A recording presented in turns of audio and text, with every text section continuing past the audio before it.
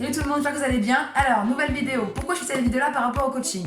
Vous avez été nombreux, énormément même, à me solliciter sur Instagram par rapport à cette vidéo-là. Donc, je suis là et vos désirs sont les ordres. Je vais simplifier un petit peu la vidéo pour que ça soit clair et précis en faisant 3 parties. La première partie, ça va porter sur les tests, diagnostics et sommatifs. Pas de panique, bouge pas, ça va pas être compliqué, je vais t'expliquer ça juste après. Ensuite, deuxième partie, ça va porter sur le matériel que j'ai à disposition en tant que coach. Et troisième partie, on fera un mini débrief de pourquoi je fais ça et comment je le fais. Prêt? Allez go! Alors, on va partir sur les tests diagnostiques et sommatifs. C'est quoi? Enlève le sommatif, on prend le diagnostic. Je pense que tu as déjà fait en cours des tests diagnostiques. Le but, ça va être de diagnostiquer, donc d'émettre une hypothèse et en fait de voir ce qu'une personne peut réaliser. Pour ça, j'ai des tests cardio et des tests musculaires. Donc le premier test cardio que j'ai, ça s'appelle la VMA, vitesse maximale aérobie. En gros, c'est la vitesse maximale que tu peux atteindre à la fin du test. Donc pour réaliser le test, il n'y a rien de plus simple. Je mets la petite photo là en même temps et je vais te montrer simplement comment tu peux la réaliser avec 2 plots, ou 2 bouteilles d'eau, ou 2 pulls, comme on faisait avant quand on était gosse pour faire les cages de but. Tu te reconnais. Et là, je m'aperçois que je suis vraiment un garçon manqué parce que oui, je faisais ça avec mes potes. Ou 2 plots, c'est très bien aussi. Donc, vous allez placer ces 2 plots par terre à 20 mètres l'un de l'autre. Évidemment, je suis dans ma chambre, je suis pas sur un terrain d'athlétisme, donc je ne peux pas faire 20 mètres. On fera donc 2 pas. J'en pose un là. 1, 2. Le but de ce test, ça va être de courir d'un plot à l'autre sans s'arrêter. Vous allez diriger par un bip sonore comme ceci. Et le but, c'est que toutes les minutes, votre vitesse va augmenter de 0,5 km/h. Entre nous, tu penses que c'est facile? Bah écoute, je te propose d'aller faire une VMA tout de suite et puis tu vas me dire si c'est vraiment si facile. En fait, réellement, à la fin de ce test, on se retrouve tous comme ça. C'est bien, je suis en train de dire que je vous donne vachement envie de faire une VMA. Je rigole, vous allez pas être comme ça. Évidemment, vous faites par rapport à vos capacités, votre taux d'oxygène et vous orienter vers un coach qui va vous aider et vous orienter par la même occasion. Ok? Donc voilà, le but c'est de ne pas s'arrêter et toutes les minutes, vous allez augmenter votre vitesse de 0,5 km/h. Vous allez commencer à environ 6-7 km/h, donc c'est une marche rapide pour finir à 13, 15, 20, ça dépend de votre niveau. Et donc le test s'arrête quand vous n'arrivez plus à suivre le rythme du bip. Si vous n'avez pas de coach à disposition ou de personnes qui vous aident, je vous mets une application juste ici qui moi me permet de faire mes coachings et elle est vraiment simple d'utilisation. En 20-30 minutes, votre VMA elle est faite. Allez, on passe au test musculaire. Alors les tests musculaires c'est quoi? C'est à base de pompes, d'abdos, de gainage, de chaises et il me semble que c'est pas mal. T'es motivé hein? Alors qui veut faire le test? Personne. En fait il n'y a personne chez moi donc je pense que je vais devoir faire les tests. Vous êtes heureux hein? Bande de sadiques. On se retrouve au sol, ça va être compliqué de faire des pompes debout. Donc par contre je suis blessée à l'épaule, je me suis fait une luxation. Si t'as pas vu que tu veux te taper un petit kiff, vas-y c'est par là, c'est là, ou là, quelque part quoi. Mais en tout cas ça va apparaître. Donc étant donné que je suis blessée, je peux pas réaliser tous les tests. Oh là là, c'est vraiment pas de chance. Donc on commence par les pompes. La position d'une pompe basique. Pour les hommes et certaines filles, ça dépend de votre niveau. Vous allez devoir mettre les mains supérieures à la largeur de vos épaules, ok? Ensuite, au niveau de la position des mains, elles doivent toujours être alignées avec vos bras. Je veux pas voir des fois, je vois des personnes faire des pompes comme ça. Les mains totalement retournées, pas dans l'alignement du coude, ou même à l'intérieur. C'est la meilleure façon de se faire mal au poignet, de se le casser et avoir de l'arthrose plus tard. Donc tout doit être aligné, ok? Donc, debout, et là vous devez descendre de manière équilibrée, sans toucher le buste avec le sol, et vous devez remonter. Ok? Même chose pour les filles et les garçons, ça dépend encore une fois de votre niveau. Jusque là, vous allez devoir vous placer sur les genoux, comme ceci. Vous pouvez avoir les pieds comme ça, c'est vraiment vous qui décidez. Et là pareil, vous devez descendre. Vous savez quoi? J'ai envie de descendre comme jamais. Mais on va pas faire la folle, parce que je récupère tout juste. Donc voilà. Et le but étant va être de faire un maximum de répétitions possible. Comme vous pouvez plus, que vous êtes en échec total, le test s'arrête. Et après, j'ai une grille de notation, vous la mettez juste ici, qui va me permettre de déterminer votre niveau par rapport à votre âge et votre sexe. Allez, test suivant. Alors le second test, ça va porter sur la cotation abdominale. En gros, ça va permettre de savoir si vous avez des abdominaux forts, faibles ou moyens, c'est possible. Et là, je vais pouvoir réaliser les tests. Vous êtes contents? C'est bon? Alors, on se met sur le dos, on met les jambes à 90 degrés. Là, le but, bon, c'est compliqué parce que moi je suis seule. À la base, c'est un coach qui le fait. J'ai vraiment l'air hyper maligne comme ça. C'est n'importe quoi. Bref. Donc j'ai mis la main en dessous, le dos, donc au niveau des lombaires, en fait entre les vertèbres thoraciques et les vertèbres sacrées. Et donc le but, ça va être de descendre les jambes petit à petit, crescendo, en contrôlant la descente, et également voir à quel moment votre dos décolle du sol. Plus votre dos décolle du sol vite, plus vous avez des abdominaux fragiles. Et inversement, moins votre dos se décolle vite, plus vous avez des abdominaux forts. Ok? Allez, t'es sûr? Ah, le gainage, le meilleur exercice de toute ma vie, et je peux même plus en faire, et c'est à cause de ça que je me suis blessée. C'est vraiment l'ironie du sort, quoi. Limite maintenant, je vais avoir la haine contre cet exercice. Donc le gainage, je pense que vous connaissez, on va faire un mini rappel. C'est un mouvement isolation isométrique, c'est-à-dire en arrêt, où il n'y a pas de résistance ni de force, tout est équilibré. Donc vous devez vous positionner sur les avant-bras, avec également vos poignets ici. Ensuite, vous devez tenir sur la pointe de pied. Je vais pas le réaliser, j'ai un petit peu peur, hein, je viens de vous dire que c'est comme ça que je me suis blessée, donc je vais éviter. Et en fait, le but, ça va être... À chaque fois que je me rapproche pour combien vous voyez, c'est n'importe quoi. Donc, le but, ça va être d'aligner le dos, les fesses et les jambes. Vous devez vraiment être une planche de pain ou une table basse, comme vous voulez. Vous faites votre propre image, mais ça ne doit pas bouger. Et vous devez rester comme ça, dans cette position, le plus longtemps possible, sans détériorer le mouvement. Donc au début, ça va, 15, 20, 30 secondes, et plus ça passe, et plus ça pique. Donc évidemment, il va falloir rentrer plus le ventre encore, rentrer les fesses, vraiment tout gainer pour que ça soit un maximum moins compliqué. Après, je vous cache pas que le gainage, c'est quelque chose de difficile, et qu'en plus de ça, il est limité. Personne n'en fait vraiment, contrairement au crunch et tout ça, alors que c'est vraiment l'exercice phare à tenir. Donc je vous dis que vous, 30 secondes, ça va être compliqué, alors qu'il y a encore du monde qui tient 8 heures en gainage. Mais c'est pas grave, on va dire qu'on ne sait pas, on va dire qu'on a oublié. Alors, on est au 4e test, et ça s'appelle l'endurance abdominale. Donc voilà, les crunchs, vous les connaissez, les fameux crunchs, ces exercices qu'on se tue à faire en abdominaux. Je suis pas hyper fan, mais c'est important quand même de les calculer. Donc le but étant va être de réaliser un maximum de crunch en 1 minute.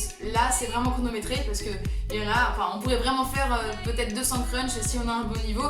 Donc voilà, on limite dans le temps. Donc le tout, c'est d'être rapide, efficace et d'avoir une bonne posture. Ok? On va le faire ensemble, vous allez avoir un petit peu l'exercice en question. J'ai pris mon petit chrono, donc c'est parti. Position crunch et on part pour 1 minute. Donc la position, vous devez mettre vos mains au temple pour pas tirer sur les oreilles, pas tirer sur les cervicales. Et vous devez lever vraiment haut le buste. Allez, on y va. On souffle bien pendant l'exercice. Avec le sourire, c'est mieux. Et on envoie. Tu veux des abdos ou pas? Tu veux ta tablette de chocolat ou pas? Alors c'est parti. Accélère. C'est que la série de tests. Alors imagine que je te fais une vraie séance. Allez. Plus de 20 secondes.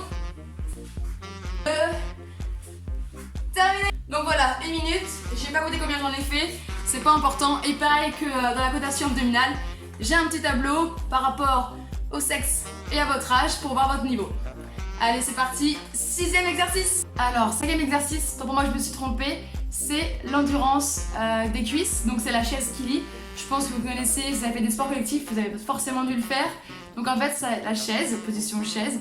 On va mettre les jambes à 90 degrés et on va devoir tenir un maximum de temps possible dans cette position. Donc ça rejoint le gainage. C'est un exercice isométrique à l'arrêt, sans résistance, on équilibre le tout. Donc je vous montre la position, on va pas le faire, on n'a pas le temps. Et en soi, on s'en fiche de mes résultats, c'est tes résultats qui comptent à toi. C'est parti, je vous montre en image l'exercice. Très simple, vous mettez sur un mur, plat de préférence. On évite les cailloux, tout ça. Je suis un petit peu bas, mais au moins vous me voyez bien, ok? Ça sera un peu plus haut normalement. Et voilà, position chaise, jambes 90 degrés, les pieds à peine dans le sol. On tient avec mon petit trou. Et on tient le plus longtemps possible, ok? Merci princesse de me soutenir. Donc voilà, pour les tests musculaires, c'est terminé. Vous en avez 5. Ça doit prendre grosso modo 10 à 20 minutes, donc c'est assez rapide. Et pour finir, en test, nous avons les tests de mensuration. Donc vous prenez à disposition 1 mètre. Le mieux c'est qu'il soit, disons, élastique et pas dur parce que c'est mieux de faire le tour du corps, c'est beaucoup plus simple. Je vous mets une photo là, comment prendre ces mensurations correctement, de la bonne façon. Et après, je vous le remettrai également en lien si vous voulez. Et si vous le voulez, demandez-le moi, je vous donnerai avec plaisir. Donc, je mets un petit point là-dessus, c'est très important. Il faut savoir que les mensurations, c'est vraiment l'élément qu'il faut retenir en termes de chiffres. Le poids, oui, c'est important, c'est un calcul à prendre en compte, mais c'est pas le plus important. Arrêtez de faire une fixette sur votre poids. Des fois, j'entends des gens me dire « Oh là là, j'ai pris 1 kg, 2 kg. » Mais c'est pas grave. C'est rien de grave. Détends-toi, calme-toi. Rien ne va t'arriver, c'est rien du tout. Et on passe à la dernière partie avec le matériel. Donc, comme je l'ai dit, c'est pas mal ça. On passe à la troisième partie où je vous montre mon matériel. Je prends les petites caisses derrière et j'arrive tout de suite. Donc comme vous le voyez, j'ai du matos et j'en ai pas qu'un peu. Quand on est coach à domicile, on n'a pas le choix.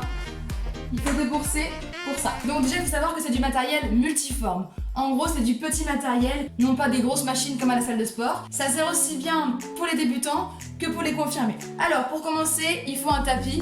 Vous l'avez vu tout à l'heure, c'est mon tapis rose. Ça, c'est dès qu'on va chez quelqu'un, il faut un tapis parce que tout le monde n'en a pas un. C'est beaucoup plus hygiénique et c'est beaucoup mieux de faire des pompes sur un tapis bien mou que sur du sol. Si vous voulez voir pour vous-même, allez-y, mais ça va faire mal. Ensuite, en plus d'avoir le tapis, il faut également une serviette. Donc ça, pour le coup, tout le monde doit en avoir une. C'est également, encore une fois, une question d'hygiène. Mais aussi, je vous jure que ça peut être utile pour éviter des blessures. Parce que quand vous faites du sport, vous transpirez. Et des fois on fait des mouvements et plus la fatigue arrive, plus on est fragile, plus on tremble. Je vous assure qu'on peut se faire mal en glissant sur sa propre sueur. Ouais, franchement c'est horrible à dire comme ça, mais ça en gros cette petite chose là, cette petite serviette. Je ne fais aucune pub pour Decathlon, je ne suis pas sponsorisée Decathlon. Mais voilà, en tout cas si vous voulez Decathlon, vous passez par là, je veux bien. Donc voilà, c'est vraiment pas cher du tout, ça se trouve partout. On va un tour de magie. Abracadabra. Ensuite, troisième matériau, le chrono. Donc comme vous voyez, il est simple aussi. Ça va permettre en fait à moi de calculer tes temps de souffrance et également tes temps de récupération à la souffrance pour repartir dans des temps de souffrance. Aujourd'hui, ça m'est indispensable. Ensuite, qu'est-ce qu'il y a là-dedans? Alors franchement, c'est tout nouveau et c'est un sifflet. Et pourquoi je prends ça? Alors non, c'est pas pour me faire obéir, loin de là. En fait, c'est pour rythmer la séance. En plus du chrono, je me sers du sifflet. Ça peut donner beaucoup de motivation à certaines personnes, à d'autres non, mais on le voit rapidement. Je vois quand une personne aime bien ce petit sifflet ou l'aime pas du tout. Ensuite, j'ai un paquet d'élastic band. Je pense que tu connais. Si tu ne connais pas, bouge pas, c'est pour toi. Donc j'en ai de plein de couleurs différentes, du bleu clair, du vert, du rouge, du rose. Bref, on s'en fout. Mais en fait, la couleur va indiquer la résistance. Donc le rouge, celui-ci, il me semble qu'il a une résistance de 3 à 8 kg. Ce qui fait que donc, tu vas le mettre soit sur le haut du corps, soit sur le bas du corps, sur les jambes. Et le fait de faire le mouvement avec cet élastique-là, ça va te donner une résistance de 3 à 8 kg. Ensuite, le vert, c'est de 5 à 12 kg. Et le bleu, c'est le plus résistant, c'est de 7 à 16 kg. Donc ces petits bijoux sont vraiment indispensables pour un coaching à domicile. Ça va vraiment vous donner l'impression d'avoir un exercice beaucoup plus difficile alors que c'est le même. Mais vu qu'on a intégré dedans une résistance, il va falloir fournir plus d'efforts, plus d'intensité. Et c'est hyper pratique comme vous le voyez. Ça se transporte partout. C'est accessible également au niveau du prix. Et franchement, pour ceux qui ont déjà utilisé, je pense que vous savez de quoi je parle. On passe au sixième matériau avec des laisses. Donc celles-ci, elles font 2 kg. J'en ai deux sortes. Ces laisses se mettent plus particulièrement sur les chevilles. Évitez de mettre des laisses au niveau des bras parce que quand on fait des mouvements avec des bras et qu'on met les laisses au niveau du poignet, vous n'allez pas le mettre là, vous allez le mettre au niveau du poignet, il faut savoir que là, votre centre de gravité est ici, d'accord? Votre corps, votre tronc, la masse musculaire plus importante est ici. Et le fait de faire un mouvement ici avec un poids va désorienter votre corps et ça va vous faire des douleurs au bassin. Donc tout ce qui est avec des laisses, mettez-vous au sol et mettez ces laisses sur vos chevilles. C'est tout ce qui va être pour les exercices bas du corps, pour les fessiers, pour les jambes et pour galber tout ça. Ensuite, on passe à la base de la base, les haltères. Donc celles-là sont toutes mimi, toutes roses, voilà, c'est très girly. Donc celles-ci, elles font 1 kg. Ensuite, j'en ai d'autres de 2 kg. Ne pensez pas que c'est le poids qui fait beaucoup. Au contraire, au bout de 15 répétitions, avec 2 kg de chaque côté, donc ça fait quand même 4 kg au total, on sent bien la différence. Est-ce que t'es prêt à voir mon matériel préféré? C'est vraiment celui que j'idolâtre autant parce qu'on peut faire un maximum de choses avec et c'est pour tous les mouvements explosifs. Je te le montre tout de suite. T'as une idée ou pas là? C'est la kettlebell. Donc c'est en gros un haltère, mais là vous voyez qu'il y a une petite poignée dessus. Et donc ça va forcément rendre la prise beaucoup plus facile et on va pouvoir faire des mouvements beaucoup plus dynamiques, explosifs. On se sert particulièrement des kettlebells en crossfit. Donc si vous connaissez pas trop la discipline, vous laissez aller voir une petite vidéo de crossfit. Vous allez comprendre pourquoi la petite poignée sert beaucoup. Donc j'en ai deux de 4 kg. Et attention, on passe à un autre level. J'en ai une de 6 kg. Donc je te dis pas que quand tu fais l'arraché avec ça, au bout de 10 répétitions, ça pique. Bon, je pense qu'en termes de musculation, on a le paquet. La musculation, c'est super, j'adore, je kiffe. Mais il y a aussi le côté cardio qu'il faut pas oublier et négliger. Donc pour ça, on a un matériel phare. Ça commence par un C, après il y a un D, un S, ça a 3 mots. Et c'est une corde à sauter. C'est vraiment mon échauffement type, c'est vraiment l'échauffement que je préfère. Ça travaille vraiment tout le corps dans son intégralité, que ce soit par rapport à l'endurance musculaire, que ce soit par rapport à l'endurance cardiovasculaire, que ce soit par rapport à la dynamisme de cet exercice. C'est juste révolutionnaire. Ça existe depuis tellement d'années et je trouve que c'est indémodable et ça reste parce que c'est juste indispensable pour ta pratique. Donc on passe au deuxième matériau de cardio. Tu les as vus en tout début de vidéo. Est-ce que tu te rappelles c'est quoi? Ah, ça revient. Voilà, c'est ça, c'est les gunbox. Donc en fait, si t'as passé une mauvaise journée, que ton patron t'a fait chier toute la journée, tu sais pas, t'as eu des problèmes de bouchons, de train, de métro, tu t'es renversé ton repas du midi sur toi, t'es dégoûtant, bref, ta crème c'est te défouler à la mort, tu m'appelles, je viens en 10, 20, 30 minutes, on se fait une séance de boxe et puis tu te défoules, tout simplement. Donc ça, c'est les points chauds de boxe, j'appelle ça comme ça, je sais pas vraiment si c'est le nom idéal, mais en fait ça va me permettre de ne pas ressembler à ça à la fin de la séance de boxe où tu t'es totalement démoli, tu vois. Donc je les mets comme ceci, dans chaque main. Vous avez dû voir ça sur des vidéos. Hop, j'adore faire ça en plus. Je retrouve dans Rocky Balboa. Tous mes coachings à qui je fais la boxe, ils se sentent dans un ring de boxe. Ils sont tellement chauds quand on les met, c'est juste énorme. Donc voilà, et en fait ça va me permettre de retenir tes coups. Donc des fois ça va être des coups droits, ça va être des kicks, ça va être des uppercuts, ça va être des coups de pied. Voilà, vraiment plein de choses. On passe au deuxième matériau qui sont les plots. Donc ça va me permettre de faire plein d'échauffements différents.